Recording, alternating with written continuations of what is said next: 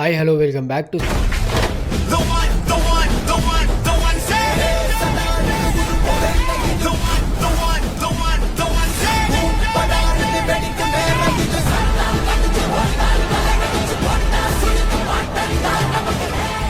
ఏ మాటక మాట చెప్పిన టైంకి మాత్రం టీజర్ని అయితే కరెక్ట్గా దింపారు. అండ్ ఇక్కడనే అర్థమైపోతుంది మీరు ఈ మూవీ గురించి ఎక్కడ కూడా ఎవరిని డిసప్పాయింట్ చేయాలి అనుకుంటారు అని చెప్పేసి. కానీ టీజర్లో నాకు నచ్చిన పాయింట్ ఏంటి అని అంటే మొత్తం వైలెన్స్తోనే నింపేశారు. అసలు మూవీ స్టోరీ ఏంది అనేది అందరికీ తెలిసినా కూడా దాన్ని విజువల్గా ఎక్స్పీరియన్స్ చేయాలి అనుకుంటారు. అండ్ ఎమోషనల్ సీన్స్ మాత్రం ఎక్కడా నాకు కనిపించలేదు. ఎమోషనల్ సీన్స్ ఎందుకు అంటున్నా అనంటే అసలు ఈ మూవీయే దాని గురించి కదా.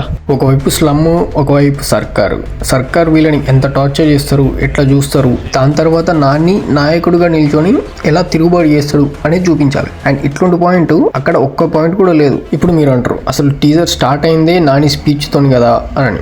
ఆ స్పీచ్ నానిని నాయకునిగా వీళ్ళు ఎంచుకున్నప్పుడు టీజర్లో డిఫరెంట్ క్యారెక్టర్స్ అన్నింటినీ కూడా ఇంట్రొడ్యూస్ చేశారు. ఎందుకో అది అంత ఇంప్రెసివ్గా అనిపించలేదు నాకు. అండ్ ఈ ఒక్క పాయింట్ పక్కకు పెడితే మాత్రం ఇప్పుడు చూసిన విజువల్స్లో మాత్రం ఎక్స్ట్రాడినరీగా ఉన్నది. అండ్ చాలా మంది అంటున్నారు నాని డైలాగ్స్ చాలా స్పీడ్గా చెప్తున్నారు, అర్థం అయితే లేదు అని చెప్పేసి. బట్ అప్పుడున్న ఎమోషన్లో అలా చెప్పడమే కరెక్ట్ కావచ్చు. ఎందుకంటే మనం సడన్గా చూస్తున్నాం కదా టీజర్. మనం చూసే సీన్స్ సీక్వెన్స్ వైజ్గా లేదు.